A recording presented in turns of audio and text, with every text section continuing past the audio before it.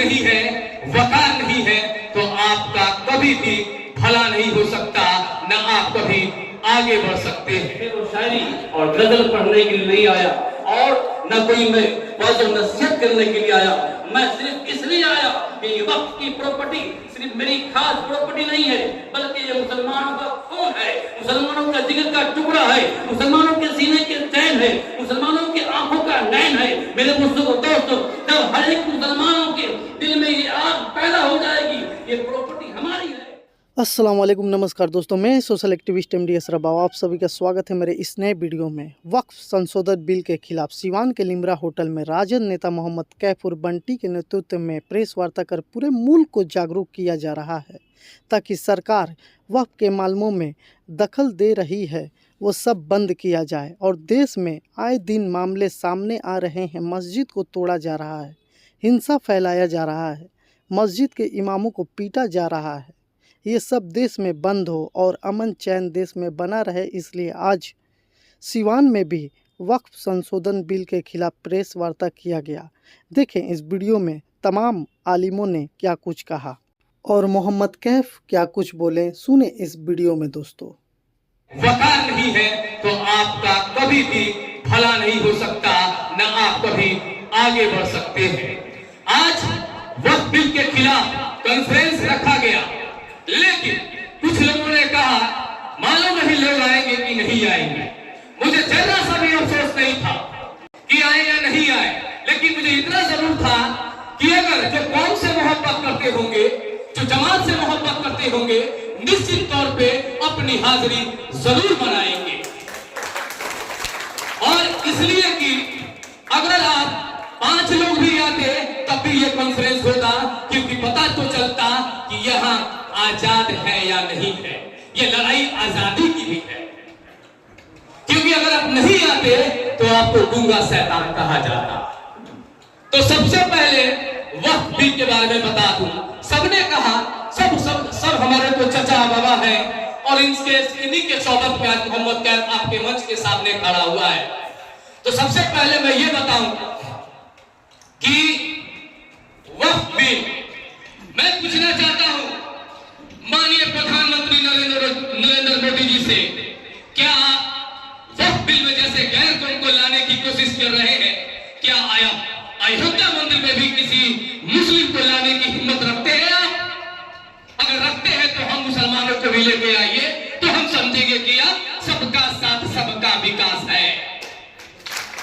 आप एक तरफ बात करते हैं, आप हमें कुचलने की बात करते हैं, लेकिन आपको शायद मालूम नहीं है हम मुसलमानों की शहादत से ही ईमान है, क्योंकि करबला के बाद हमारा इस्लाम और हमारा ईमान शुरू होता है। जंगे बदर इसी महीने में शुरू हुआ था और उसके रहनुमा कौन था? उसके रहनुमा हमारे नबी पाक सल्लल्लाहु अलैहि वसल्लम थे। आपको बता दें, कल 22 रमजान का दिन है। अस्कलान जो एक जंग थी 22 तारीख को हुई थी। तो ये महीना जो है रमजान का महीना है। लोगों के लिए लगता होगा कि ये इबादत का महीना है, लेकिन मैं कहता हूं इबादत के साथ ये शहादत का भी महीना है। आपको चुनना पड़ेगा कि आप झुकना पसंद करेंगे या मरना पसंद करेंगे, खुदने टेकना पसंद करेंगे या मरना पसंद करेंगे। अरे मौत आना तय है तो हक के लिए लड़ना भी तय है।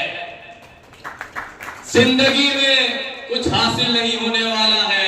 अल्लाह ने अच्छे माँ दिए, बाप दिए, बहन दी, भाई दिए, इखलाक दिए, सब कुछ दिए, लेकिन आप अल्लाह को क्या दे रहे हैं? सोचिए, क्या पग में से जिंदगी गुजर जाएगी? नेताओं के तलवे चाट से आपकी आखिरत बन जाएगी? और सबसे बड़ी बात यह है कि आज हम इस जगह पे खड़े हैं तो उसके जिम्मेदार भी हम मुसलमान हैं, इसलिए कि हम हरिशंकर को जिताते हैं, शिव शंकर को जिताते हैं, रविशंकर को जिताते हैं, लेकिन मोहम्मद नाम के आदमी को नहीं जिताते हैं। को नहीं लाओगे तो दूसरे कौम को क्या पड़ा हुआ है कि तुम्हारे वक्फ बोल की हिफाजत करे, तुम्हारे लिए सदन में आवाज दे, तुम्हारे लिए विधानसभा में आवाज दे। आपका तो वोट खुशी खुशी ले लेते हैं। 75 सालों से सिर्फ आप दूसरे की जिताने की बात करते हैं। अरे 75 साल से तो तुम दूसरे की जिताने की बात करते हो। तुम कब जीतोगे? तुम्हारे पास कब नेता होगा? तुम्हारे पास कब लाठी होगा? हुजूर पाक सल्लल्लाहु अलैहि वसल्लम के पास सफा थी, लाठी थी। लाठी इसलिए थी कि अपनी हिफाजत के लिए थी। लाठी इसलिए थी कि समय आने पर जवाब देने के लिए भी थी। लेकिन सिवान के लोगों ने उन्हें बुलाने का काम किया और मैं फख्र से महसूस करता हूं कि जो डीएसपी उन्हें जलील किया, हम मुसलमान उन्हें बाअदब इज्जत देने का काम करेंगे, इज्जत देने का काम करेंगे। ये पहल इसलिए नहीं है कि नेतागिरी करने का, ये पहल इसलिए है कि हम मुसलमानों के साथ क्या क्या हो रहा है अब मैं लाइन से गिना रहा हूं, जरा गौर से गिनिएगा। नहीं कर सकता है, जरूरी है लाठी बनाना, जरूरी है रहबर बनाना। जो भी है कौम को जरूरी समझा है। कितने लोगों ने अपना काम किया होगा? दावत इफ्तार में जाएंगे, गैर कौम के इफ्तार में जाएंगे, लेकिन अपने कौम की अपने जब कौम परेशान है वहां नहीं पहुंचेंगे। मैं शेर और शायरी और गजल पढ़ने के लिए नहीं आया और न कोई मैं वाज़ो नसीहत करने के लिए आया।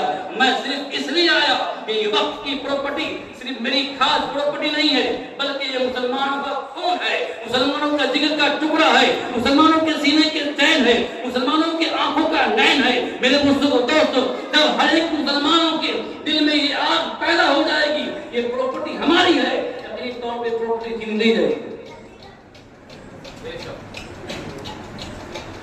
मेरे दोस्तों, आज ये वक्त बिल संशोधन का मसला नहीं है।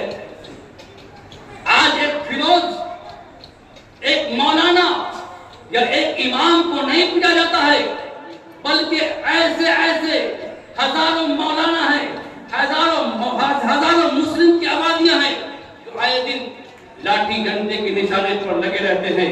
आए दिन हमारी माँ बहनें मुसीबत ज़दा परेशानी में का सामना करती रहती है। उनकी इज्जत और नामूस से खेला जाता है, उनके दुपट्टे को छीना जाता है, उनके नामूस से खिलवाड़ किया जाता है। मेरे दोस्तों, लफ्रेक का जलवा दिखा करके हमारी माँ बहनों को फंसाया जाता है, लेकिन हम लोग खामोश रहते हैं। मेरे दोस्तों, उस पेटियां बुला करके हम लोगों पर जुल्म किया जाता है, लेकिन हम लोग खामोश रहते हैं। हमारी मस्जिदें तोड़ी जाती है, हमारी मस्जिदें शहीद की जाती है, हम लोग कुछ भी नहीं बोलते हैं। लेकिन अब मस्जिदें शहीद करने की बातें नहीं रह रही, अब सिर्फ जुल्म हम पर कत्ल करने की बातें नहीं रह रही, हम पर लाठीचार्ज करने की बातें नहीं रह गई। अब तो बातें आ गई कि जिन जमीनों को, जिन प्रॉपर्टी को हमारे आबा अजदाद ने, हमारे दादा परदादा ने, हमारे दादाओं के दादा ने, वह क्या था हम लोगों के लिए, उसे छीना जाता और इसे हम कभी भी बर्दाश्त नहीं करेंगे। जब तक मुसलमानों के सीने में जान है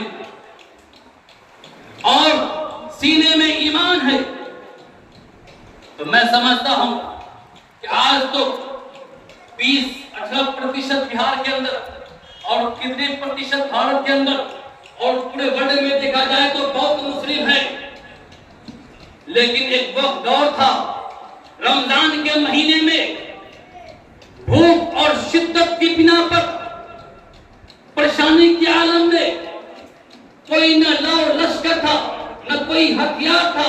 313 मुसलमान भी होने के बावजूद वो पावरफुल थे और कह रहे थे कि हम लोग कुछ भी नहीं करेंगे, जो कुछ है हम लोग जो कुछ करने वाले हैं कि मोहम्मद मुस्तफा के बिना पर करने वाले हैं, उनकी मोहब्बत पे करने वाले हैं। मेरे दोस्तों, आज भी हो कर बड़ा ही इब्राहिम पैदा, आप कर सकती है अंदाज़े गुलिस्तां पैदा।